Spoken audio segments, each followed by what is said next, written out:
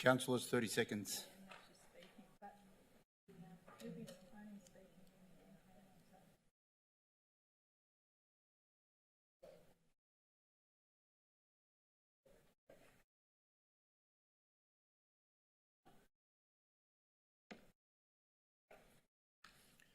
Good evening and welcome to the Council meeting, 15th of November 2021. Item 1, meeting opening. 1.1, attendance. Mr Benny. No apologies, Mr Mayor. Thank you, Mr Benny. Acknowledgement of country. We acknowledge the traditional owners and custodians of this land, the Bunurong people, and pay our respect to their elders past, present and emerging, while also recognising their deep and continuing connections to climate, culture and country. We also pay our respects to all Aboriginal and Torres Strait Islander peoples and their elders who may be present at the meeting today and acknowledge their journey. 1.3, offering of prayer. As part of Council's commitment to recognising the cultural and spiritual diversity of our community, the prayer this evening will be offered by Mr Shamin Navidi from the Spiritual Assembly of Bahas in Greater Dandenong, a member of the Greater Dandenong Interfaith Network. Councillor Garrard will read the prayer. Thank you, Councillor Garrard. Thank you, Mayor. O God, my God, cast upon this gathering the glances of thy loving kindness. Keep safe each and all in thy custody and under thy protection. Send down upon their souls thy heavenly blessings. Immerse them in the ocean of thy mercy and quicken them through the breaths of the Holy Spirit. O Lord, bestow thy gracious aid and confirmation upon this just government. This country lieth beneath the sheltering shadow of thy protection, and this people in thy service. O Lord, confer upon them thy heavenly bounty and render the outboundings of thy grace and favour copious and abundant. Suffer this esteemed nation to be held in honour and enable it to be admitted to thy kingdom. Thou art the powerful and omnipotent, the merciful, and thou art the generous and beneficent, the Lord of grace abounding. Thank you, Councillor Garrard. Item 1.4, confirmation of minutes of previous meeting of Council held on the 25th of October 2021. Happy to move it. Moved by Councillor Tan, second by Councillor Trong. Are there any questions? Is there any opposition? If there is no opposition, the motion is carried. Item 1.5, disclosures of interest. Mr Benny. Mayor and Councillors, there are 3 disclosures this evening. First is from Councillor Tim Dark. It relates to item 2.3.1, Town Planning Application, Unit 3, Number 24, Langhorne Street, Dandenong, PLN 21/0013. The type of interest is an indirect material conflict of interest of a non-pecuniary nature. The nature of the interest is that Councillor Dark's workplace has a close association with the owner of the site, as the owner is Peter French. The second disclosure is also from Councillor Tim Dark. It relates to item 2.3.2, Town Planning Application 11 Sodden Road, Bangham, PLN 20/0535. The type of interest is an indirect material conflict of interest of a non-pecuniary nature. The nature of the interest is that Councillor Dark's workplace has a relationship of a professional nature with the owner of this site. The third and last disclosure this evening is from Councillor Angela Long. It relates to item 4.3.3, 2021 Community Support Grants Program, Round 2. The type of interest is a direct material conflict of interest of pecuniary nature. The nature of the interest is that Councillor Long is a life member of the cricket club under the Dandenong District Cricket Association. Councillors Long and Councillor Dark will be required to redeclare the interests at the item and leave the chamber for those matters. Thank you, Mr Mayor. Thank you, Mr Benny. 2, Officers' Reports, Part 1, 2.1, Documents for Sealing, 2.1.1, Documents for Sealing. Moved by Councillor Trong, second by Councillor Formosa. Are there any questions? Is there any opposition? If there is no opposition, I declare the motion carried. 2.2, documents for tabling. 2.2.1, petitions and joint letters. Moved by Councillor Long, second by Councillor Garrard. Are there any questions? Is there any opposition? If there is no opposition, I declare the motion carried. 2.3, statutory planning applications. 2.3.1, town planning application number 3/24, Langhorne Street, Dandenong, planning application number PLA 21/0013. Councillor Dark. Thank you, Mayor. I'd like to declare a conflict of interest on this matter. The conflict of interest is of a non-pecuniary nature and a material conflict of interest in that the owner of the site is associated with my employer. Thank you, Councillor Dark. Councillor Dark will leave the chamber.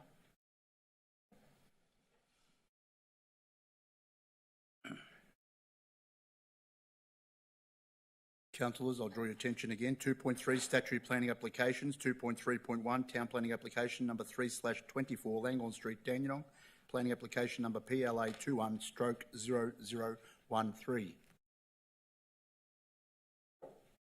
Moved by Councillor O'Reilly. Second by Councillor Garrard. Are there any questions? Is there any opposition?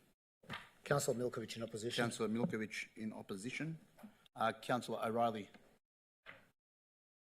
Thank you, Mayor. I think the report speaks for itself. As written, the application complies. I won't say anything further than that. Thank you, Councillor O'Reilly. Councillor Garrard. Equally, the report stands for itself. Thank you, Councillor Garrard. Councillor Milkovich in opposition. Mayor, thank you. Just like to say a few words. I've read this report and I can see that obviously the emphasis is placed on revitalising Central Dandenong, looking to bring people back to Central Dandenong. What I think that my fellow councillors are missing on this particular occasion is that who the actual clientele is, and we know that shisha bars in general, they attract younger clientele, not families with kids, due to the nature of the actual establishment itself being a lot of smoke and so on and so forth.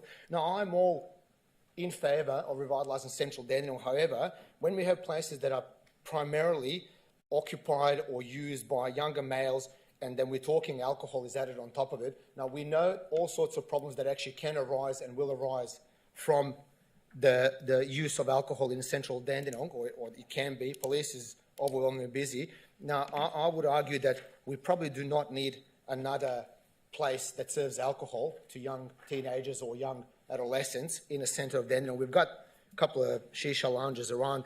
If this was a restaurant, a proper restaurant where families can gather and visit, I would have no issue. But in this instance, I think we all know that, you know, the issues with family violence, street crime, all that sort of stuff that's associated with alcohol use in Dandenong. And I think if we can do anything as councillors to reduce the risk, I think we should be able to move forward and not go on in this particular application. So that's my reasons. Thank you, Councillor Milkovich. Any other speakers? Councillor Garrard. I would just like to speak to the point that the premises is not selling alcohol to adolescents, it's to adults. Thank you, Councillor Garrard. Any further speakers? If there's no further speakers, right to reply, Councillor O'Reilly.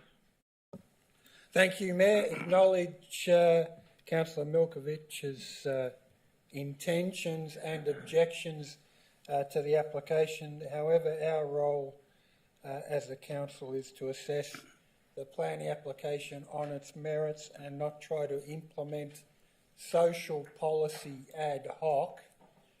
And for that reason, the applicant has applied under the rules. The application complies, and it's therefore fair that the application is commended and passed by council as per the officer's recommendation. Thank you, Mayor. Thank you, Councillor O'Reilly. All those in favour of the motion, please raise your hand. Councillor Trong, Councillor O'Reilly, Councillor Foster, Councillor Garrard, Councillor Long, Councillor Mameti and Councillor Lim, Councillor Tan as well. All those against, Councillor Formosa and Councillor Milkovich. I declare the item carried. Can we please call Councillor Darking? Mayor, could I make a comment on the decision or not? Yeah, I'll give you that opportunity. Councillor Milkovich. Just like to remind our fellow councillors that yes, as a council, we are. Just pause for a second. Sorry. Councillor Dark, can we just 1 moment, please?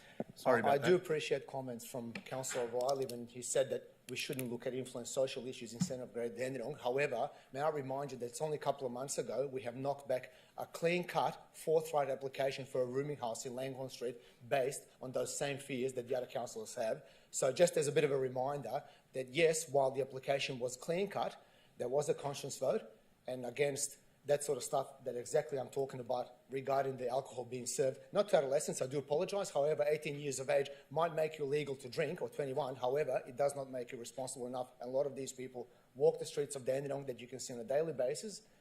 So we've actually made a decision on the application that will probably end up at VCAT under the same merits and same moral obligation that we've knocked this one back. So that was just my comment. Thank you, Councillor Milkovich. Can we please call Councillor Darking?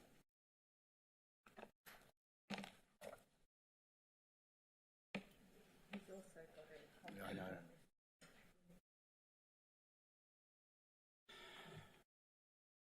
Thank you, Councillor Dark. Item 2.3.2, Town Planning Application Number 11, Soden Road, Bangam, Planning Application Number PLN 20/0535. Councillor Dark. Thank you, Mayor. Mayor, I wish to declare a conflict of interest in this item. The conflict of interest is of a material nature of a non-pecuniary interest in that the owner of the site is a professional client of my office. Thank you, Councillor Dark. Councillor Dark will leave the chamber now.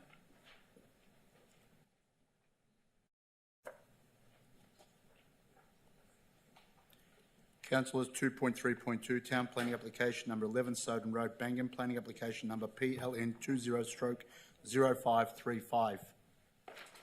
Moved by Councillor Milkovich. Second by Councillor Garrard. Are there any questions, councillors? Councillor Garrard. Thank you, Mayor. Could the relevant officer confirm that this is an existing use application and that there is no expansion to the to this amenity that we are looking at today, and there is no expansion into the Green Wedge that is not compliant with the Green Wedge legislation that was put in after this was in place? Mr. Jackson. Through you, Mr. Mayor. Yes, this is a building that's been on site, according to our records, since the 1970s, and the use has also been determined to have existed for at least the last 15 years. So it is an existing use, and in terms of the patron numbers and hours of operation that are proposed, there is no change to what is currently operating on site. Thank you. Thank you, Mr. Jackson. Any further questions, councillors? Is there any opposition? If there is no opposition, I declare the motion carried. Can we please call Councillor Darking?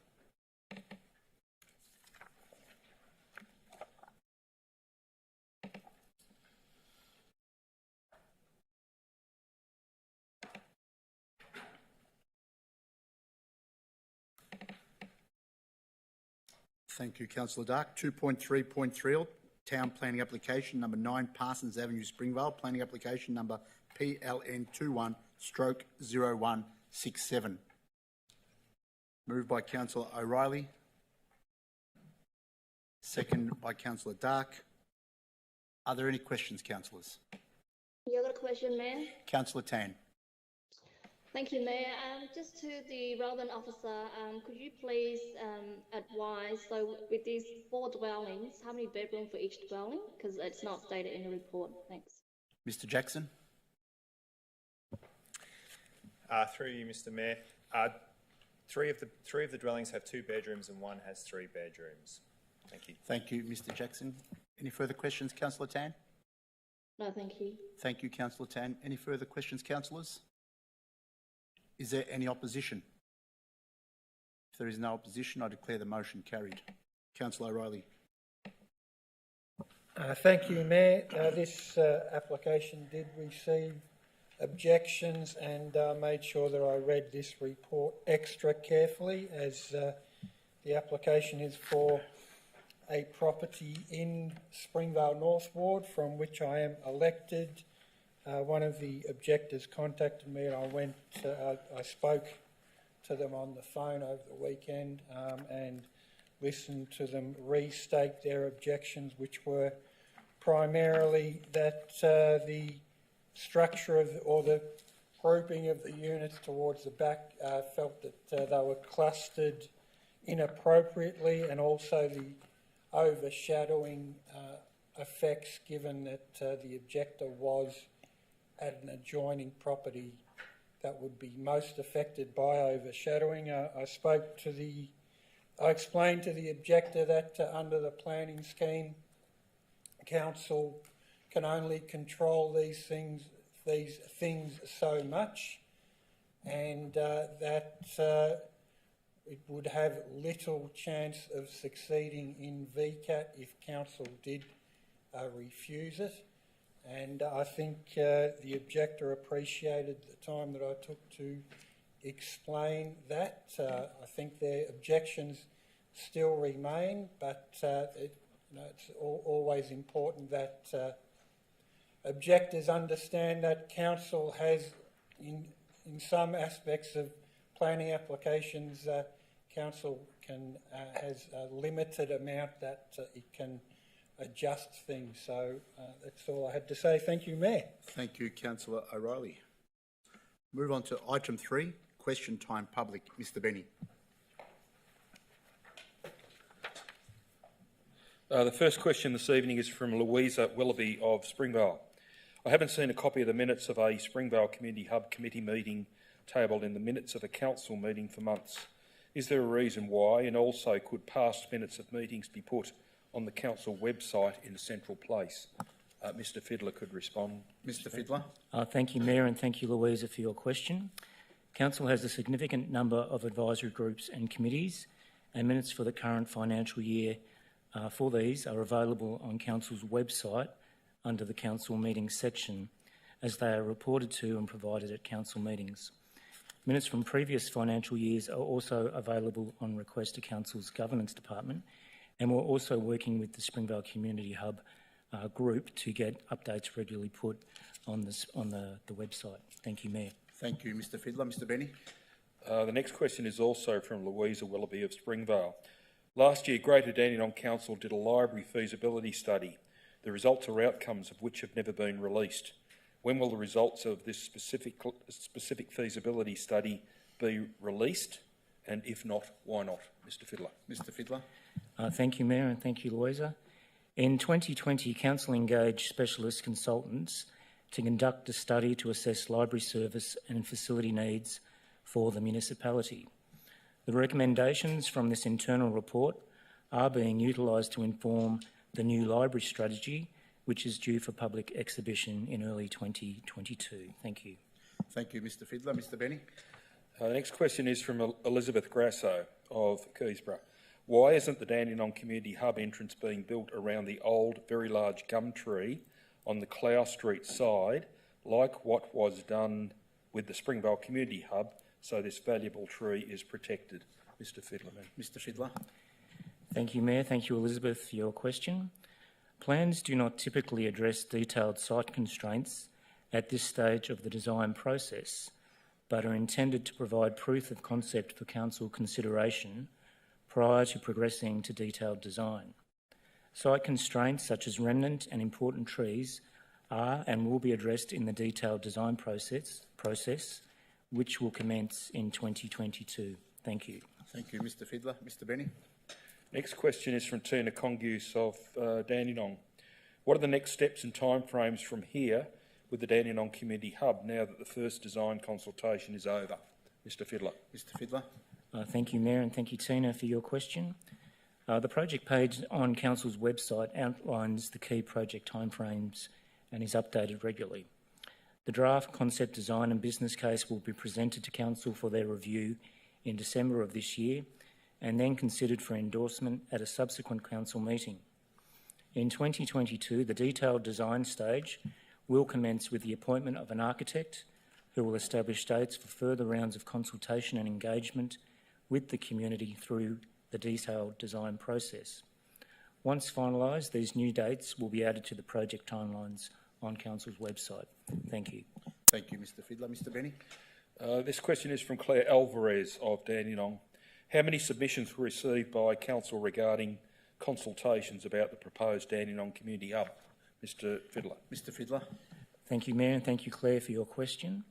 There were over 200 individual submissions captured during the consultation period, and feedback from the consultation will be incorporated into the draft business case, which is currently being finalised. Thank you. Thank you, Mr Fiddler. Mr Benny. A question from Sabrina Miletto of Dandenong. I've spoken to many parents in central Dandenong who are excited that there would be children's services in the hub because it will make the hub more successful, but were shocked that council would propose children's services on the first floor, not on the ground floor, particularly putting playgrounds on balconies like some second-rate private facility. Most would never send their children to a children's services centre like that, and were disappointed that Dandenong residents were presented with such a solution when all other council-owned childcare and kindergarten buildings are on the ground floor. Why can't children's services be moved to the ground floor? Mr Fiddler. Mr Fiddler. Thank you, Mayor. Thank you, Sabrina, for your question. In order to incorporate all aspirations and needs for the Dandenong Community Hub on the site that was endorsed by Council on the 13th of September this year, a multi-storey building is required. Children's services such as kindergarten and childcare have been placed on the first floor in order to ensure adequate security and access control is provided alongside the publicly accessible facilities on the ground floor. There are many examples of high quality and best practice childcare and kindergarten facilities that have been developed on multi-level buildings in Melbourne, across Victoria and around the world. Thank you. Thank you, Mr Fiddler. Mr Benny. There are two questions from Sylvia Mastrogiovanni of Dandenong. Question 1. Given that we previously have been told that the concept design consultation process is the same as the Keysborough South Community Hub, when a high-level concept design was exhibited followed by the exhibition of a more detailed concept design, when is the exhibition of the more detailed concept design expected to occur? And question 2. With the Dandenong Library now being open to the public, when are the public going to be allowed to attend council meetings in person again? Mr Fiddler could respond to question 1 and Ms Roberts could respond to question 2. Mr Fiddler. Thank you, Mayor, and thank you, Sylvia, for your question. The detailed design stage is currently scheduled for 2022. This stage will commence with the appointment of an architect who will establish the dates for further rounds of community consultation and engagement. Once appointed and confirmed, these dates will be added to the project timelines at Council's website. Thank you. Thank you, Mr Fiddler. Ms Roberts. Thanks, Sylvia, for the second part of the question. At this point in time, council meetings can be attended electronically under Part 12 of the Local Government Act 2020 till at least 27th of April 2022. Greater Dandenong will take a hybrid approach to council meetings for the remainder of the 2021 year and have all officers and councillors who are double dose vaccinated attending in person, while those that remain unvaccinated or are feeling unwell or are accepted persons at the time of the meeting to attend remotely or online.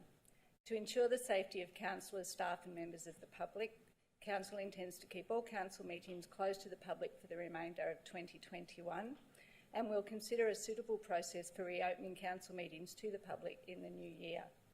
That process will be in accordance with any new directions issued by the Chief Health Officer or the State Government. Thank you, Ms Roberts. Mr Benny.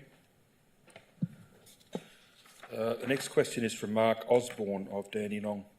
In the Dandenong Community Hub design, I really liked how the cafe and community lounge integrated with the playground, but why wasn't the community lounge and other unbookable informal spaces not larger? Springvale Community Hub has shown earlier this year how individual residents and small groups flock to free, flexible space, particularly relevant to disadvantaged multicultural Dandenong. Mr Fiddler, Mr Mayor. Mr Fiddler. Thank you, Mayor. Thank you, Mark, for your question. The Dandenong Community Hub will deliver both formal, bookable spaces as well as informal spaces, along with the children's services spaces. The majority of these proposed spaces are generous and adaptable to accommodate a range of uses and functions. They've been developed in line with the feedback that we've been provided with from the community. Thank you, Mayor. Thank you, Mr Fiddler. Mr Benny. Question from Susan Smith of Dandenong. As the new community heart of Dandenong, why is Dandenong Community Hub not getting a playground at least as large as the Springvale Community Hub and Keysborough South Community Hub that will act as a similar draw card? Mr Fiddler, Madam Mayor. Mr Fiddler. Mr Mayor.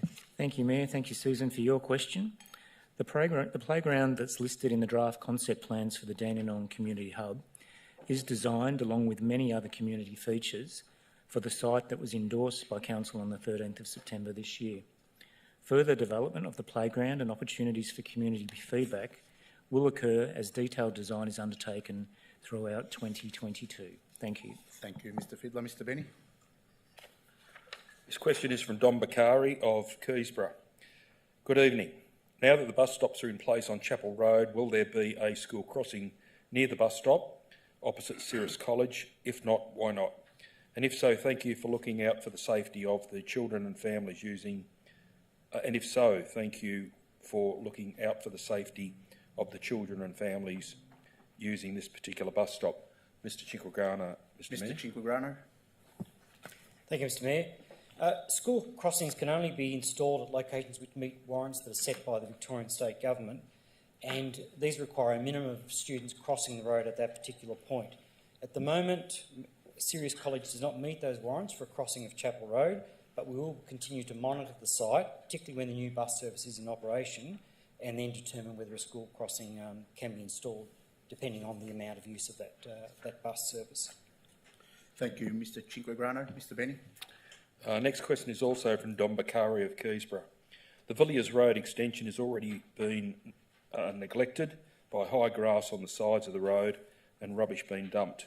This issue is not caused by the poor weather, as the dog park and sporting ovals have been done 2 weeks ago. Who is responsible for this matter, and can this be maintained moving forward? Thanks in advance. Mr Chinquagrana. Mr Chinquagrana. Thank you, Mr Mayor. Council is now responsible for this issue. What's happened, there's been a transition process where the contractor that's built the road has handed that over to Council. That's only recently occurred. Now that we've got control of that site, we'll be doing the grass mowing, but that'll be subject to the weather, and we've arranged to have that rubbish collected as a result. Thank you, Mr Chinquagrana. Mr Benny. The next question is also from Don Bakari of Keysborough. Is there a positive outcome to the long-awaited issue that was tabled many months ago at a council meeting on the safety issues raised about the pedestrian access and residents' access to Homeco from Cheltenham Road, Keysborough, and the Lot 1 dwelling, as well as the light pole that is so dangerously close to the Lot 1 building and balcony? If not, why not? This matter needs high priority attention from this council and others to resolve very quickly, as it has dragged on for too long. These issues must be resolved at this site before a fatality or a serious accident occurs, as accountability will haunt some people if nothing gets done. In response and on behalf of Mr Bosman, Mr Mayor, I thank Mr Bosman for the work that he's done in advancing this and can respond as follows. A comprehensive external review of the assessments done by council officers was undertaken by consultants in the areas of town planning, traffic engineering and building surveying, and in every respect they have found all statutory obligations, requirements and standards have indeed been met, that the development is in accordance with all of these and that the planning permit was appropriately issued. Nonetheless, officers have had positive and fruitful meetings with the developer in addressing any further improvements which can be undertaken. Last Monday, an on-site meeting was attended by the developer and his project manager, and from council's side, Mr Jody Bosman, together with the manager of building and compliance services and a senior traffic engineer. That meeting was held with much goodwill, and the following aspects have already been agreed to. The developer has arranged for the utility company to relocate the light pole. That should happen in the near future. Secondly, a suite of wayfinding signage designed to council's requirements has been provided to the developer, and he is in the process of having that manufactured and installed across the site. Thirdly, enhanced pedestrian management at the western end of the first internal road parallel to Cheltenham Road is to be constructed and will improve pedestrian safety along the western edge of the townhouse development and the north-south access road to the Homeco Centre. The fourth point is that additional landscaping will be planted along the western edge of the residential development at its interface with the north-south access road to the Home Co Centre, and in this regard, council officers are to provide the developer with a list of planting requirements and species. And the fifth point agreed so far, a zebra crossing will be installed across the north-south access road to the Home Co Centre, directly between the residential development and the access path to the childcare centre and the shopping centre. In this regard, discussions will be had with the Home Co developer, as that north-south access road to the Home Co Centre is not with the land of the residential development. The developer has shown a ready willingness and commitment to undertaking these works, which are over and above the requirements in the planning scheme. And as mentioned earlier, these discussions have been ongoing in a spirit of goodwill collaboration. There are a few other points under discussion, and the outcome of some of the changes have been agreed between all parties. Mr Bosman intends to make contact with those residents who have taken a particular interest in this to provide more specific and details around what's been resolved so far. The next question, Mr Mayor, is from Matthew Kerwin of Noble Park. When will the consultation report for the recent Greater Dandenong Biodiversity Action Plan consultation be publicly available? Mr Cinquegrana. Mr Cinquegrana. Thank you, Mr Mayor. This plan is currently being reviewed with all the community feedback that has been received, and the aim is to present that to Council early in 2022. Thank you, Mr Cinquegrana. Mr Benny. Next question is also from Matthew Kerwin of Noble Park. What is the status of the review of the old Greaves Reserve Master Plan from the 1990s and the development of the new Greaves Reserve Master Concept Plan, including when is there planned to be community consultation on it? Mr Jackson. Mr Jackson. Thank you, Mr Mayor, and thank you, Matthew, for the question. A review of the 1997 Greaves Reserve Master Plan has been undertaken, and a new revised master plan has now been prepared. This draft master plan has been briefed, or the councils have been briefed with regards to this in October this year, and it is planned that community consultation and stakeholder engagement will occur in February and March next year. Thank you. Thank you, Mr Jackson. Mr Benny. The final question this evening is from Matthew Kerwin of Noble Park. What is the status of construction of the new art gallery in Dandenong, and when is it planned to open? Mr Cinquegrana. Mr Cinquegrana. Thank you, Mr Mayor.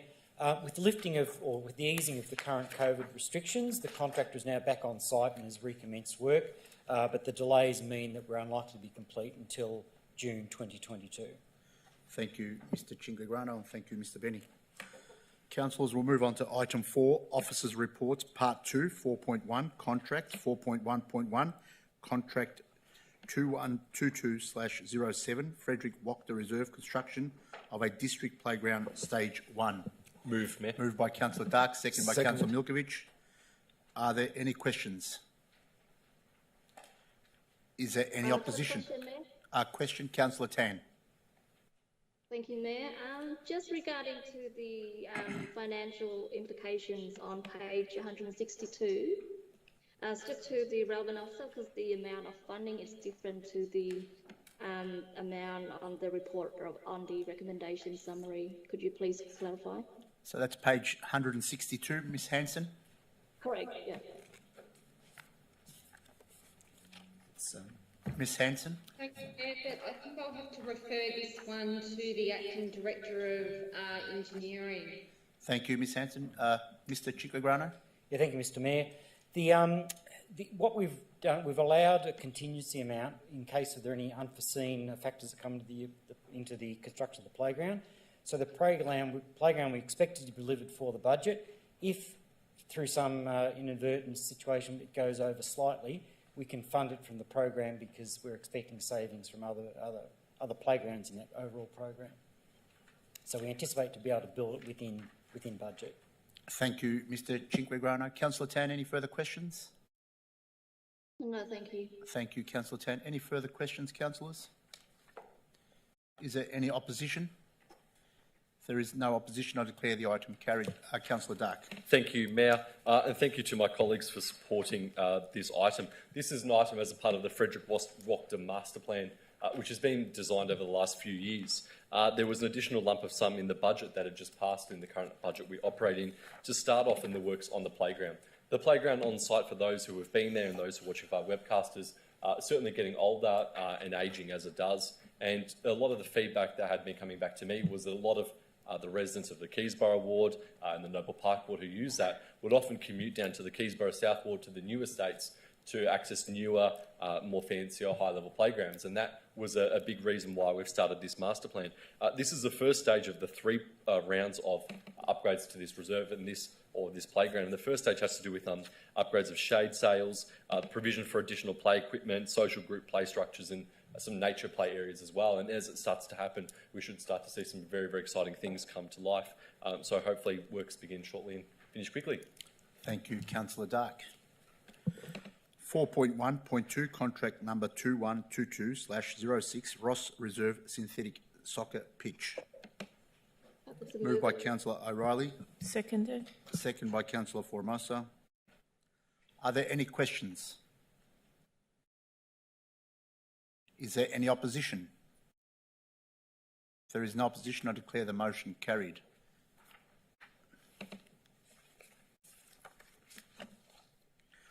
Item 4.2, Finance and Budget. 4.2.1, Financial Report, 1st of July 2021 to the 30th September 2021.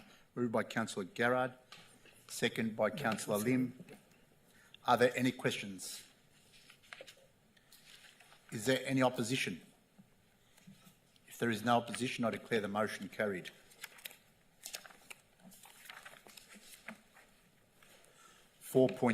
Other. 4.3.1, Maralinga Community Garden Inc.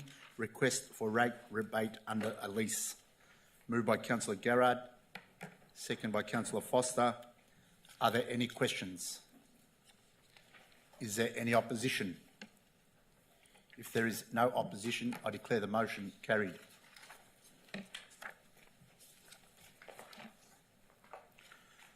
Item 4.3.2, Draft Minutes of Springvale Community Hub Committee Meeting, 5th of October 2021. Moved by Councillor Lim. Second by Councillor Formosa. Are there any questions? Is there any opposition? If there is no opposition, I declare the motion carried. Item 4.3.3, 2021 Community Supports Grants Program, Round 2. Councillor Long. I declare that I have a pecuniary interest in this item as I'm a life member of a cricket club that comes under the Dandenong and District Cricket Association. Thank you, Councillor Long. Councillor Long will leave the chamber now.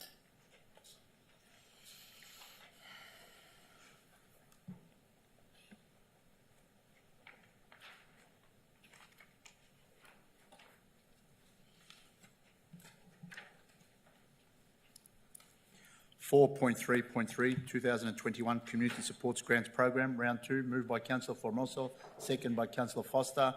Are there any questions? Is there any opposition? If there is no opposition, I declare the motion carried. Can we please bring in Councillor Long?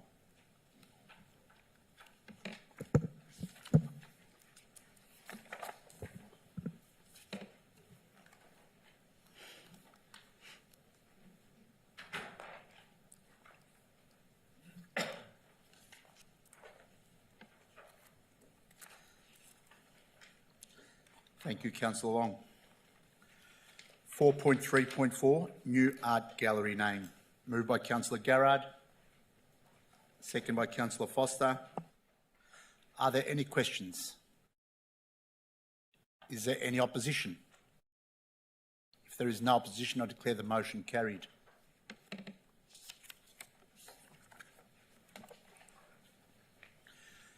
Item 4.3.5, Report on matters discussed at councillor briefing sessions and pre-council meetings on the 11th, 18th and 25th of October 2021. Moved by Councillor Long, second by Councillor Foster. Are there any questions? Is there any opposition? If there is no opposition, I declare the motion carried. Item 4.3.6, List of registered correspondence to the Mayor and Councillors, moved by Councillor Garrard, second by Councillor Lim. Are there any questions? Is there any opposition? If there is no opposition, I declare the motion carried. Item 5, notices of motion. There are none, councillors. Item 6, reports from councillors, delegated members and councillor questions. Councillor Trong. Sorry, I don't have any report. Thank you, Councillor Trong. Councillor O'Reilly. Thank you, Mayor. Got a few events to report on, which is good that we can see that events are restarting in Greater Dandenong, and councillors will be busy once again. No more sitting at home. Mayor, the events I've got to report on is firstly the opening of the All Abilities Playground at Ross Reserve. I think I was there with Councillor Long, Councillor Tan, and that was all. Hope I haven't missed anyone out. That was opened by the Premier, and it was quite amazing to see, Mayor. I hadn't been there myself, and I think the Premier mentioned that it's not a local playground, but it is a regional level playground, and I certainly agree after visiting that playground at Ross Reserve that it will be visited by people from afar, and it will be probably the preeminent playground in the southeast potentially, and I think certainly proud that we have it here in Greater Dandenong. Another event I attended was the today, Mayor, was the Southeast Community Links Strategic Plan launch and AGM, and there it's good to see that they are as well full of energy, and they're envisaging how their services, the demand for their services might change sort of post-COVID, which is really good to see the forward thinking of that particular organisation and how they want to increase their response to what could be an increased demand as we move out of COVID, Mayor. And finally, the last one that I attended, Mayor, was the SICMA, Springvale Indo-Chinese Mutual Assistance Association 39th AGM at Maxim, Saigon, and was good to be back at Maxim, Saigon with all the usual characters, community members, and the same menu, Mayor, but it's a great menu nonetheless. They were there to also raise money for the Vietnamese Museum project, and in case he's too humble to point it out himself, our own councillor and benefactor, Councillor Richard Lim, donated $20,000 towards that project. So good on Councillor Lim for throwing the money behind what he believes is a good cause. Thanks. I was there, Mayor, with your good self, Councillor Long, and I think Councillor Lim, of course, who I've mentioned. He didn't. No, he didn't donate the money remotely. He was there, Mayor. So it was a good night. It was good to be back at Maxim, Saigon, and we can see events coming back to life in Greater Dandenong. A great thing to see. Thank you, Mayor. Thank you, Councillor O'Reilly. Councillor Formosa. Thank you, Mayor. The first thing I'd like to discuss is, as promised, your first order as Mayor was to attend SES Greater Dandenong facility with me on Saturday morning, so thank you very much for doing so. And as you were made, and I believe that was the first time that you've attended the facilities, so thank you, and you saw firsthand what it is that SES does and what we're all about, so thank you for doing that. One of the things that you did mention, that you did notice, was the fact that we do have an issue with visibility as we are entering and leaving the premises. In particular, during an emergency such as a rescue, when we're trying to leave the driveway, our vision is often blocked because people are blocking the driveway. So I did bring this to the engineer's attention in regards to perhaps putting a keep clear sign on the road. So if we could ask the relevant officer to make that assessment sooner rather than later, please. Thank you, Mayor. Mr Cinquegrano. Thank you, Mr Mayor. Yes, we're happy to investigate that, and I'll get back to Councillor Formoso when we've done that investigation. Thank you, Mr Cinquegrano. Councillor Formoso. Thanks very much for that. The other issue that I'd like to bring to Council's attention is Eleanor Reserve. I raised this back in August about the amount of rubbish that's being dumped along that reserve. We did put a park bench and tables there probably at the start of the year, just for people to use once purchasing some takeaway food, which is up on Eleanor Road, 50 metres away from this actual reserve. And I was told by the officers that it was going to be very costly to have a bin placed there, and that it's very costly to have it cleared out every couple of weeks, and that often what happens is that people are dumping rubbish there as a result of having that bin there. Residents are still really distressed at the fact that there's so much rubbish being dumped there due to a lot of the takeaway places that is offering their services. So I find it really bizarre that we're offering these tables and chairs and yet no rubbish for people to remove their rubbish from. So if we could please look at that again, and if we really are adamant at not putting a rubbish bin, which the residents are requesting, can we at least increase the amount of rubbish collection that we do in that region? Mr Cinquegrano. Yes, Mr Mayor, I'm happy to have another look at that request. Thank you, Mr Cinquegrano. Councillor Formoso. Thanks very much for that. I'll tick that one off. Put a question mark actually, because I won't be happy till it's resolved. Also, bus shelter on Oakwood Drive, please. I know that my fellow councillor was very successful in ascertaining one of those in Outlook Drive, but we definitely need one, and I was just wondering what the update was with that, please. Mr Cinquegrano. I'll have to take that on notice, Mr Mayor. I don't have an update for that tonight. Thank you, Mr Cinquegrano. Councillor Formoso. Excellent, thank you. If you could, that'd be really great, thank you.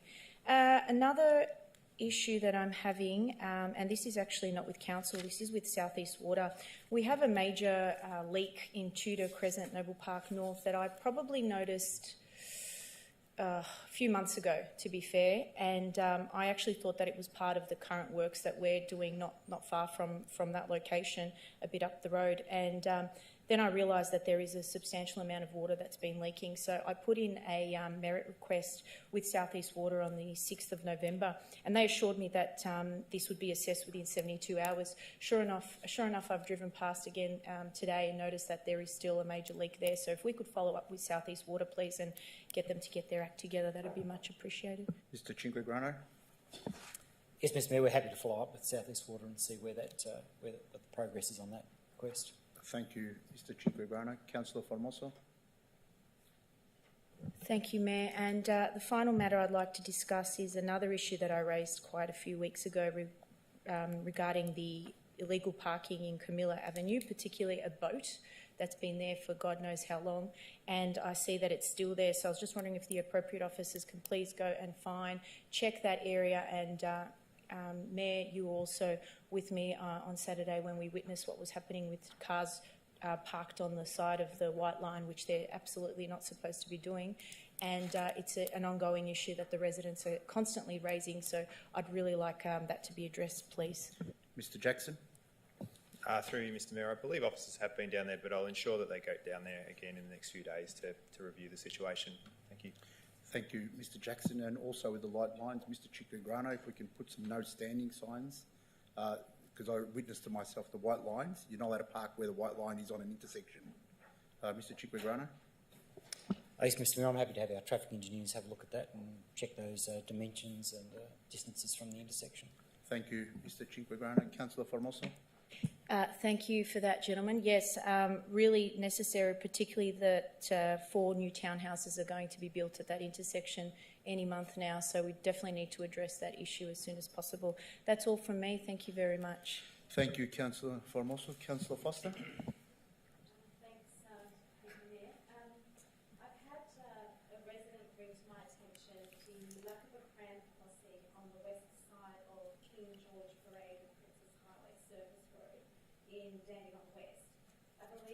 Making it rather difficult, if not even dangerous, for people with disabilities to cross safely. And the resident has made several reports to council about this lack of crossing. Through you, Mayor, to the relevant officer, has there been any update on this pram crossing, please? Mr Cinquegrano. No, I don't have an update on that tonight. Mr Mayor, I'll take that on notice. Thank you, Mr Cinquegrano. Councillor Foster. Thank you. I've also had reports of an unmaintained nature strip at a certain development on Callender Road in Noble Park. The resident who's brought this to my attention has done a snap, send and solve, I believe, but it hasn't been followed up. I was just wondering through you, Mr Mayor, to the relevant officer, can this please be followed up with the developer perhaps? It's quite unsightly. The overgrown nature strip also, given its hay fever season, it may be quite aggravating to local residents as well. Mr Jackson. Through you, Mr Mayor, yes, we'll look into that from an unsightly perspective and get our local laws officers to investigate. Thank you. Thank you, Mr Jackson. Councillor Foster. Thank you. Whilst we're on the topic of overgrown lawn, through you, Mayor, how often is council mowing the lawn in our parks, particularly our pop-up parks? I've noticed in the Yarraman ward that there's quite a lot of overgrown lawn, and like I said before, we're in hay fever season, and also seasonal asthma is around as well. Just wondering how often we mow the lawn. Thanks. Mr Cinquegrano. Mr Mayor, the frequency of mowing depends on the scale of the park, so I'd have to look at those individual parks to respond with an answer to that. Thank you, Mr Cinquegrano. Councillor Foster. It's like up and down chairs. Thanks, Mr Mayor. I was also wondering, given we've got on the 25th of November, it's the UN Women's 16 Days of Activism Against Gender-Based Violence. I was wondering if the relevant officer could please speak to what programs we have running and how we're promoting this. Thank you. Mr Fiddler. Ms Sprague. Thank you. Through you, Mr Mayor. Thank you for that, Councillor. We do have a series of social media posts going out. Council always supports the 16 Days of Activism, so we undertake a comprehensive campaign during that time. We have a lot of material going on social media as well as on our screens, so the entire screen network. Thank you, Ms Sprague. Councillor Foster. Just to follow up, I know in previous years we've done the walk. Just wondering if there was a possibility, or I mean it might be a bit late, but whether it was thought about doing a sort of a virtual walk where people could still participate with that, but without having to do it in crowds. Thanks. Ms Sprague. Through you, Mr Mayor, unfortunately we decided, well, there was quite a few discussions about a virtual walk. Council hosted a virtual walk last year and we got very little participation. So the idea this year was that we'd use material that we'd held previously.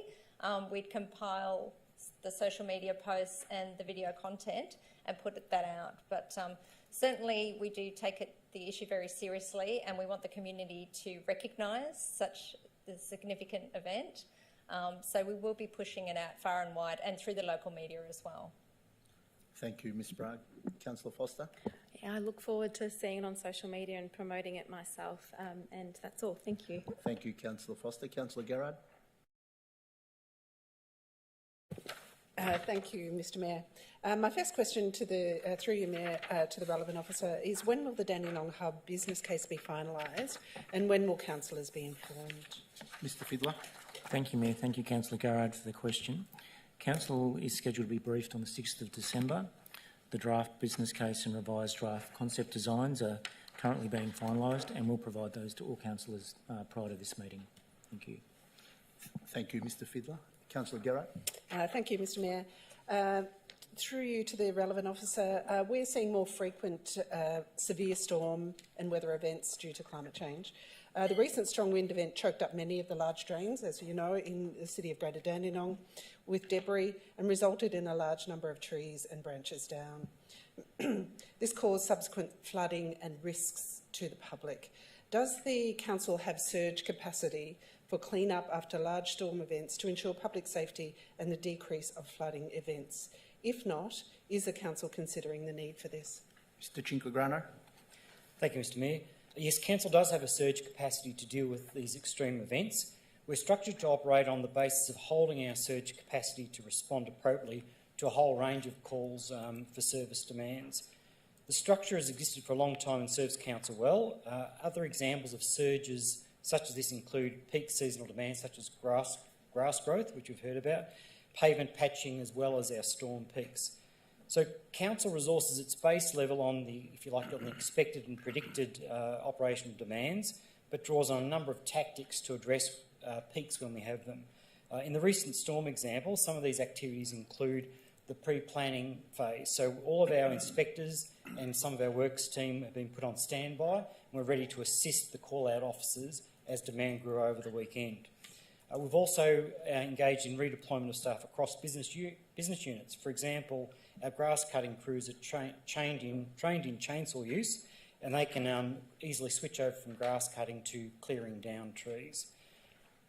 Also, as part of our surge capacity, we've extended our hours of operation. So in the lead up to these events, we're taking advantage of daylight savings, working longer hours, working over weekends to help clear the backlog in advance of, for example, last Saturday's rains. And a similar thing as occurs with staff cleaning up branches and debris from the windstorms of the prior weekend. And finally, we have a tactic of duplication and outsourcing our activities. So we've got our existing contracts, we've got our existing staff, and we've got contracts in place that double up so that we can, if you like, double the response when required. And this can be called on as support as needed. So what's important to note is that whilst this structure allows us to respond to these surges, we still have a budget to keep in mind. And but when it comes to public safety and I suppose the ongoing operation of our critical infrastructure, the budgets play a lesser role to responding immediately as it would to a more, for example, aesthetic concerns. And so that's our approach to dealing with surge capacity. Thank you, Mr Cinquegrano. Councillor Garrard. Thank you, Mr Mayor.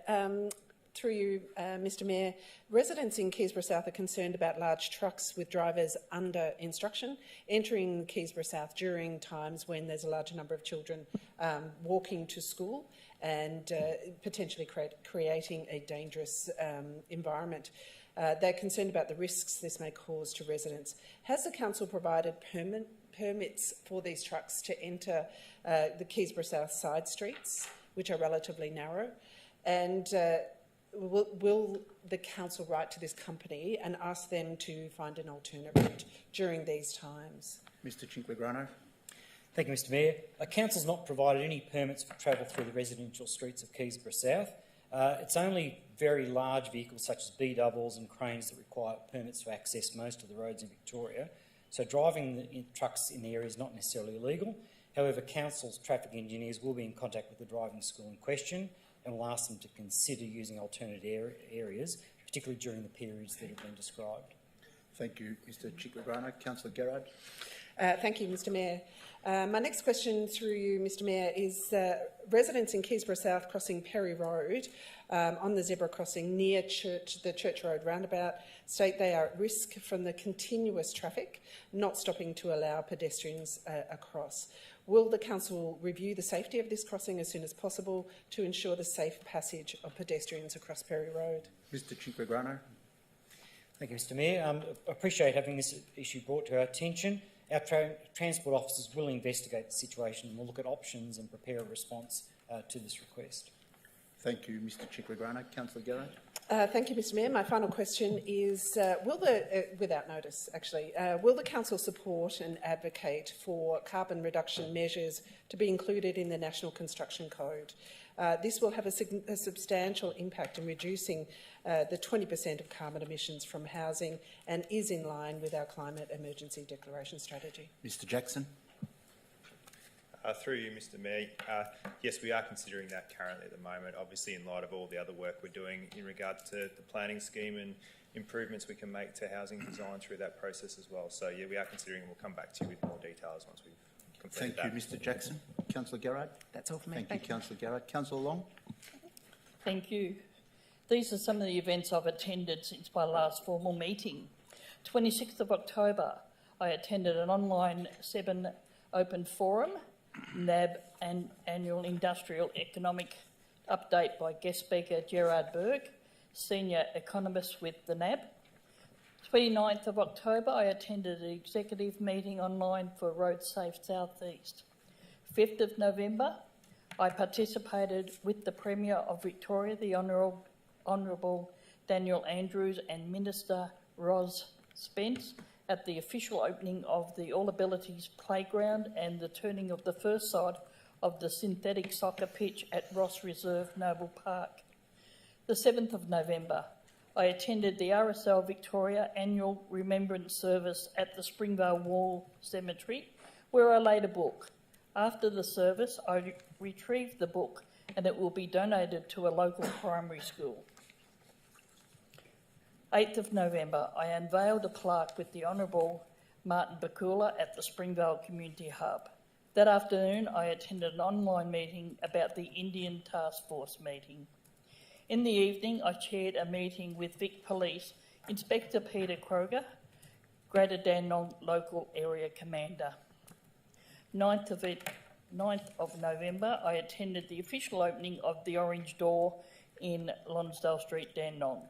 That evening, I attended an online Road Safe South East meeting and the Dandenong Indian Cultural Precinct Task Force meeting. 10th of November, I attended an online meeting with Minister Ross Spence about the Dandenong Wellbeing Centre. That afternoon, I attended an online Community Safe meeting. 11th of November, Remembrance Day. I attended the service at the Dandenong RSL where I laid a wreath on behalf of Council. That afternoon, I attended my last meeting with the Noble Park Revitalisation Board. That night, I attended the Council meeting where we elected the new Mayor and Deputy Mayor. 14th of November, I attended SIGMA's AGM and I would like to table their annual report. 15th of November, today, I attended the online AGM for the South East Community Links and celebrated of more than 50 years of their impact. Thank you. Thank you, Councillor Long. Councillor Tan. Thank you, Mayor. This is some of the events I attended to from the 26th of October till the 14th of November. The 4th of November, I attended the CEO Performance Review meeting online. The 5th of November, I attended the official opening of the All Abilities Playground and Ross Reserve synthetic soccer pitch soft turn. So with the Victorian Premier, Daniel Andrews, Minister Ross Spence, the Minister for Multicultural Affairs, Community Sports and Youth, Mr. Lee Talanas, OAM, MP, represented for South Eastern Metropolitan Region, and the former Mayor, Councillor Angela Long, Councillor Shauna Brownlee, former Mayor Ross Blade AM, and many stakeholders. On the 11th of November, I attended the Remembrance Day service at Noble Park ISL. And on that day, I met the captain, the new captain, Matthew Pond, at Noble Park from CFA. So just a question regarding to the CFA at Noble Park through you, Mayor, to the relevant officer. That's concern raised by the brigade regarding to the entrance with their trucks going in and out. They have difficulty to get through because of parking. Their car parks, they actually park on both sides on the Buckley Street, which just make it really difficult for the truck to get through. So the question is, can the relevant officer, could you please also investigate, can we do a keep clear sign, or we can do it just a parking one on the side, or a permit parking time limit? on the Buckler Street, just toward the entrance to the Noble Park CFA. Mr. Cinquegrano. Yes, Mr Mayor, we're happy to have our traffic engineers investigate that and see what can be done at that location. Thank you, Mr. Cinquegrano. Councillor Tan. Thank you. Question 2, yes, just regarding to the storm we had previous weeks. There's a lot of fallen trees and branches still left on the nature strip. So my question is that the responsible of the SES, our state's emergency service, or the council to clean this up? There's a lot on along Corrigan roads, some in Springwell, as well as a lot of places still haven't been cleaned up. Mr. Cinquegrano. Thank you, Mr Mayor. Look, certainly if they're our trees, if they're street trees, then they're our responsibility to clean up. And our first priority is to clear the traffic ways, and then we'll gradually follow up and do that debris clearing that I described earlier on. Thank you, Mr. Cinquegrano. Councillor Tan. And last question, this is regarding to a project I put in for the MICE CIP bid from last year. It's called the Patong, which is a French ball ground at Ross Reserve at the community, Noble Park community, around the, I'm not sure which location, but from the previous update, been advised that we're doing the design at the moment. Which is, I've got a few questions from a club that want to play these French ball games. So I just want to know what's the actual of the projects at the moment, when it's going to be completed by. Mr. Cinquegrano, I think. Yes, I can take that on notice, Mr Mayor. I'm not up to date with the exact progress of that project at the moment. Thank you, Mr. Cinquegrano. Councillor Tan. Thank you. That's all I have for today. Thanks. Thank you, Councillor Tan. Councillor Lim. Thank you, Mayor. On the Thursday, the 4th of November, I just joined the meeting about CO performance review. On the Monday, the 8th of November, I attend what we call plaque unveiling at Springvale Community Hub with Honourable Martin Pakula and also Mr. John Benny, the CO, and also his team. And last night I joined Sigma AGM. I have a good time last night. My first question is, would it be possible for our council officer to inspect private property at Springvale Activity Centre on a regular basis?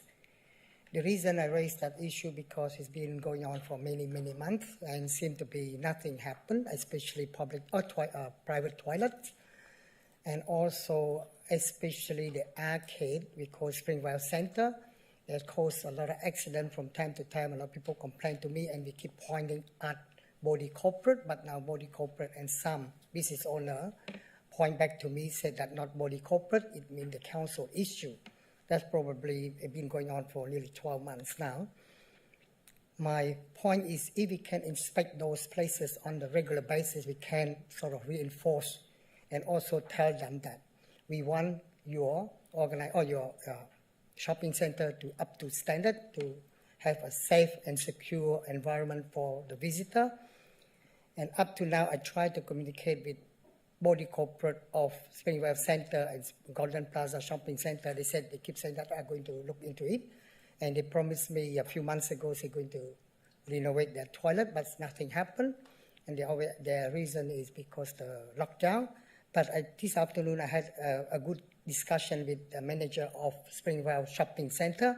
He promised me he's going to do it. He's probably going to sort of show to us, especially invite all the councillors to attend his Christmas party at Springvale. He's going to show us about his new toilet. That's a good idea that I'm very excited about that. Thanks. Anything that we can do something to patrol or to inspect on the regular basis to make sure. Thank you, Mr. Lim. I think there was two parts to your question. Yep. One part was car park hazardous for council to clean up, and the second part was for our health department to look into private property toilets. The first one for the car park hazardous waste, Mr. Cinquegrano. Yes, if we can get the details, we'll assume if there's any waste dumped onto our car park, we'll have that cleaned up. So I just need the exact locations. Okay. Thank you, Mr Chickagrana. And the second one about hygiene toilets in private property. Mr Jackson. Through you, Mr Mayor, thank you for the question. We'll have to take that on notice and have a further discussion with our environmental health officers as to what we can do in that space, and we'll come back to you. Thank you, Mr Jackson. Councillor Lim. Thank you, Mayor. The second question is the public toilet. Our public toilet is great, it's clean, and also the street of Springvale Activity Centre very clean as well. I always thank you to the team, the cleaning team that look after Springvale Activity very well. But the thing is, we still come from time to time. Recently, I walk into public toilet that I inspect from time to time almost on a daily basis. I found out disabled toilet. Still, some drug users still use that toilet and throw these syringes and some sort of pack, what we call, I don't know what we call the pack, whatever, inside the rubbish bin there. Any way that we can ask the police to patrol our public toilet on a regular basis, and also our multi-level car park as well, just to deter all those kids or those people from using our disabled toilet. The reason is by doing that, we deter all our customers that come from different parts of Melbourne. Probably they don't want to come to Springvale. Thanks for that. Drug use in our public toilets. Mr Jackson, our bylaw officers. Through you, Mr Mayor, yes, I think we'll have to have potentially a further discussion with Victoria Police and see what we can do to help address that issue. Thank you, Mr Jackson. Councillor Lim. Thanks, Mayor. Just finally, I'd just like to thanks to Ms Sarah Hill for her email this afternoon. It's an exciting email that I'm very pleased to see that, because the last couple of weeks I tried to help our resident in Springvale or visitor or people that have difficult in English, especially multicultural community. They can't speak, they can't read, they can't understand how to use the mobile phone to what we call to download the digital certificate. And now, after 6 days, we have about 260 people to come to Springvale Hub to download all these certificates, and they're very grateful. They're so exciting. I keep send them to Community Hub. It's a very good act of kindness and helpful to our community. They're really happy, and they think about Dandenong so much that been helping them. And now we extended for another 2 weeks, with the same hour. That's very, very exciting as well. For 2 weeks more, it's been a great job for our city, actually. Because for me, it takes me 15 minutes even to download this sort of MyGov and whatever. It's too hard. Yeah, thank you for that. Thanks, Matt. Mr Fiddler. Thank you, Mayor, and thank you, Councillor Lim, for the feedback. I'll pass that on to Sarah and to the library team and all our partners in the community that are providing that support. We've got a number of agencies involved with us, and both at the Springvale Community Hub, also here at the Dandenong Civic Centre.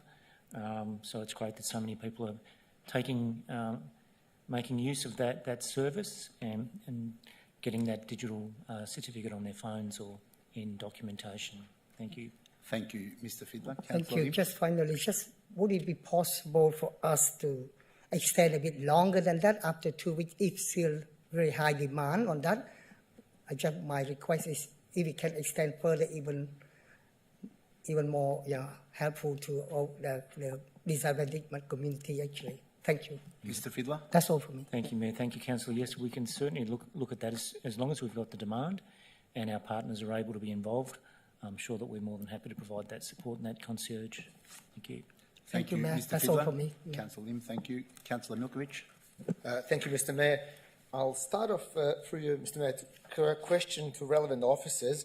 Last couple of weeks, I've noticed quite a disturbing behaviour along Gladstone Road with the cars speeding past the school zone in the 40 zone. Now, this morning, what happened, and I witnessed it actually myself, was reckless, selfish, it was actually disgusting behaviour. We were all waiting at the set of lights at Lindale Primary School. The car whizzed past at about 70 k's an hour in the parking lane, or in the bike lane, over the speed hump where we nearly missed the guy, the lollipop person or the supervisor crossing. Can we please, for a relevant officer, maybe liaise with Victoria Police or whoever, that maybe try and ask them for a little bit more forced to be out there. I think what had happened over the past few months, obviously, or past couple of years, we've been in a bit of a hibernation, and people are not leaving enough time to, not saying that they're doing it deliberately, but it is quite dangerous. The kids are crossing sometimes.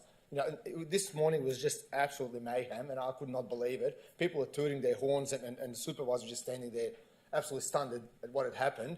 Now, all it takes is for one kid not to realise that, you know, the traffic is backed up and not a green light, and we've got a disaster on our hands. So if you could please ask Victoria Police to increase the patrols, put a speed camera, put a highway patrol unit somewhere hidden, and just get these people off the road before someone is either seriously injured, and it's most likely going to be one of the kids, or even worse, killed. Mr. Cinquegrano. Yes, Mr Mayor, we're happy to liaise with Victoria Police and see if they can provide some more enforcement at that location. Thank you, Mr. Cinquegrano. Councillor Milkovich. Thank you, Mayor. Another issue is at Dandenong Stadium. I'm not sure who's in charge of the actual maintenance and the parking and sort of control throughout the hours. This happens during business hours, normal business hours. It also happens quite a lot after hours because there's a lot of basketball trainings and volleyball trainings happening there at night. I actually witnessed this also myself because my son plays basketball there. People tend to park at the very front entrance where there's obviously no parking zone, it's a footpath. They park these massive four-wheel drives in their selfishness, block the turning circle or the turning lane, then they blocked all visibility coming out of the centre, and they're not parked for 5 minutes. I was actually there for 15 minutes parked in one of the parking bays. The car was there well before I came. It was actually there well before, well after I've sort of left. Could we please, I know it's after hours and it might not be possible for us to police it every day, could we please do something to make sure that the safety of kids, because there is kids playing and there's also younger children there, that we can do something, emphasise the signage of no stopping or, you know, clearways or whatever the case is. It seems to be that awful lot of people nowadays are just plain selfish in their efforts, like I said, and that goes back to also speeding issue on Gladstone Road. They go slowly, you know, in the school that their kids go to, and then they whiz past the next school, which I find quite unacceptable. So could we please just maybe get something done to remind people just to be responsible and not as selfish as they are? Mr. Jackson. Through you, Mr Mayor, yes, we'll get our parking officers to have a look into that, patrol that area when we can. Thank you. Thank you, Mr. Jackson. Thank you, Mr. Councillor Jackson. Milkovich. Mr. Mayor, I'd like to get a couple of updates, please, if I could. I know through my correspondence with one of the council officers, Bill Michael, that the Hatcham Park basketball court was supposed to start, and I do realise that, you know, due to COVID restrictions and obviously the weather was been absolutely atrocious, it was supposed to start. The tender was assigned and everything at the start of November.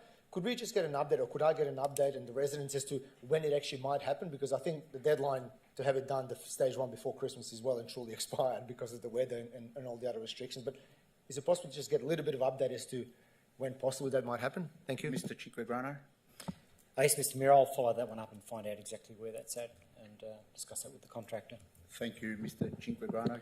Councillor Milkovich. Thank you, Mayor. I would like to get also a quick update, just a really quick update if I could. I know that there's been a lot of correspondence and Mr. Jackson's been very kind in responding to the emails.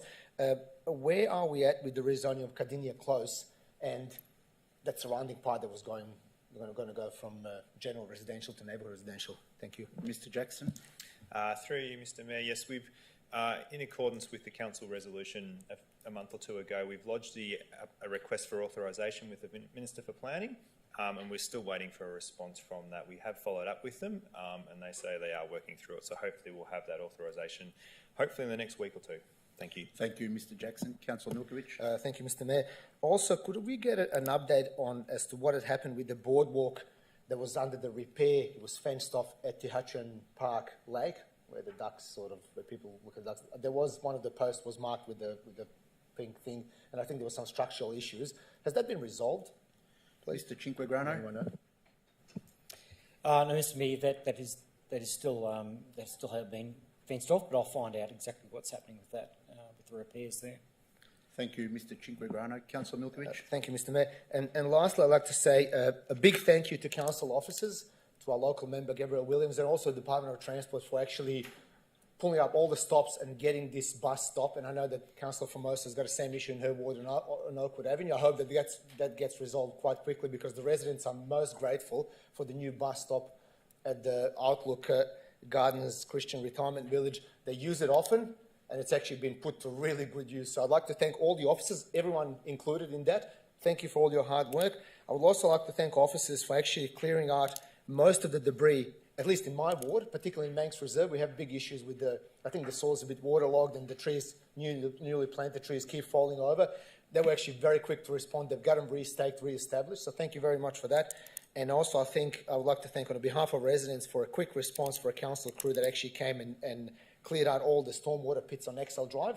And then in the north, there was a big surge, which sort of the pits go towards Lipton Drive, obviously, and it's been a massive surge of water during that rainfall, which has been everywhere. But to the credit, the council guys got out there really, really quickly, and the residents are actually thankful. They've actually caught up with me and said, look, they've been there the next day, they've sucked all the debris out, and hopefully it doesn't happen to that sort of extent. So thank you very much to everyone involved for that. Thank you, Mr. Mayor. That's all from me. Thank you very much, Councillor Milkovich, and I concur with you. Our staff have done a fantastic job over the last 2 or 3 weeks, cutting trees, unblocked drains, footpaths. So a big thank you to Mr. Cinquegrano, if you can pass that on to all the staff. Thank you very much. Councillor Dark. Thank you, Mayor. Mayor, my first question this evening to the relevant officer. I've been going through the back part of my ward along the Dandenong bypass, riding as I head up towards Hammond Road there. And it's come to my attention that there is a significant amount of debris, whether it be household rubbish, waste that seems to be occurring, there's tyres, and people at the back of their properties as well are also then fencing off significant areas. The part, I would say, 18 months ago looked really, really clean and nice and tidy, and it's just become decrepit. Now, I know it's not our responsibility, it's the authority of the Department of Transport, but I was wondering whether we could please get in touch with the Department of Transport and I suppose, one, request an audit of the boundaries between Dandenong bypass and people's back fences, and two, just have a clean sweep of a lot of rubbish. It would easily fill 3 or 4 skips. There's that much waste that's being accrued along the bypass. Mr. Cinquegrano. Yes, Mr. Mayor, we're happy to liaise with the Department of Transport and pass those concerns on. Thank you, Mr. Cinquegrano. Councillor Dark. Thank you, Mayor. Mayor, my next question, some time ago I raised the query about number 1 Snowgum Court. It's a block of land in the north part that was a Melbourne Water easement. There's a very large tree at the front, and then there's nothing else going on with the site. A couple of people in the court contacted me over Facebook Messenger a couple of days ago, just chasing an update to see whether it's possible to have some sort of additional planting or something on the site so it looks a bit more, I suppose, respectable than a tree. It seems to be just very, very blatant land. When we did get in touch with the fact that it was retarding basin, the land is actually, over time, is actually higher than surrounding blocks. So I don't know how it can hold water when it's at a higher point than the others. But if we could please have a look at that, that would be great. Mr. Cinquegrano. Yes, Mr. Mayor, we're happy to have a look at that. Thank you, Mr. Cinquegrano. Councillor Dark. Thank you, Mayor. Mayor, my next question to the Director of Community Services regarding the Bilbangra Kindergarten. It was raised with me a couple of weeks ago that a lot of people aren't aware of the impending closure of Bilbangra Kindergarten, and it was when I'd spoken to them, I raised that we are building a brand new centre at the Keysborough Primary School site. The feedback has been, well, it's one, quite a fair distance to get to, and two, basically that they have to then pass one of our other kindergartens, the Darren Road Kindergarten, to get to the new one as well. And they just want to know what sort of correspondence had been with the kindergarten and when we're intending on shutting it down. Mr. Fiddler. Thank you, Mayor. Thank you, Councillor Dark, for the question. It's my understanding that we're not closing Bilbangra. I'm happy to provide further information on that, but it is my understanding that we have demand for that kindergarten as well as the new kindergarten on the primary school side. So for now, they'll still be going. Thank you, Mr. Fiddler. Councillor Dark. Thank you, Mayor. Thank you very much, Director. If we could please just correspond and relate that to the kindergarten so that they're aware of the families nearby, because certainly the feedback has been that Bilbangra is quite an old building. It's dilapidated and is impending closure. So if we could please chase up, that would be great. Yeah. And my last question this evening is from a couple of residents that live just off Cochrane Avenue in Keysborough. At the intersection of Kingsclear and Cochrane Avenue, there's an intersection opposite the exiting car park from Parkmore Shopping Centre. There's been several near misses recently with kids heading to school as they walk around the site, and then also the amount of traffic that seems to be exiting Parkmore Shopping Centre and getting caught up during school hours and during peak hour. Can we please have a look at what options are available in terms of maybe there's a need for signalisation or something like that as well, because there has been a lot of demand, a lot of issues with it as well. Mr. Cinquegrano. Yes, Mr. Mayor, happy for our traffic engineers to investigate that location. Thank you, Mr. Cinquegrano. Councillor Dark. Thank you, Mayor. That's all I have for this evening. Thank you, Councillor Dark.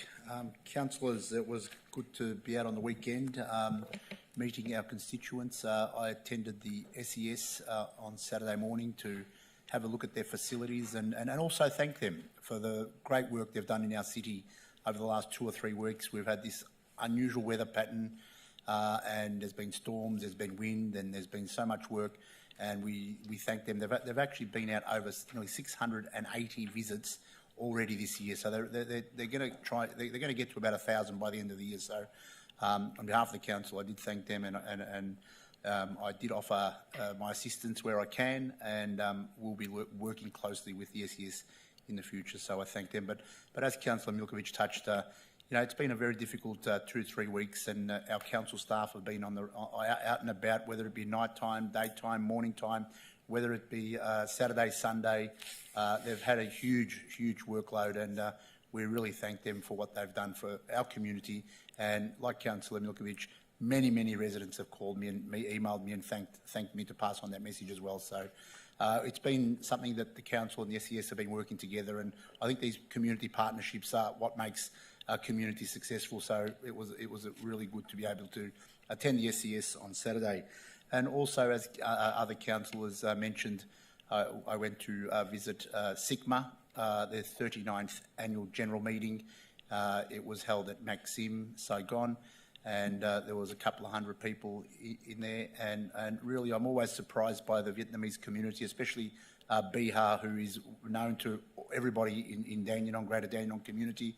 I'm not, you know, Bihar's not a young girl anymore, but I can't catch up with her, and I can't keep up with her.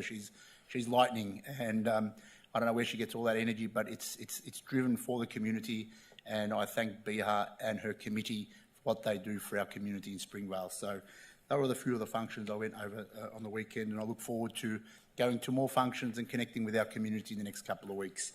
Mr. Benny, you have some responses to questions taken on notice at the previous meeting. Yes, Mayor, there were 10 councillor questions taken on notice at the last meeting. They've all been answered and will be included in the minutes. Thank you, Mr. Benny. Item 7, urgent business. If there's no urgent business, I declare the meeting closed at 8:24 p.m. Thank you, councillors. Thank you, officers.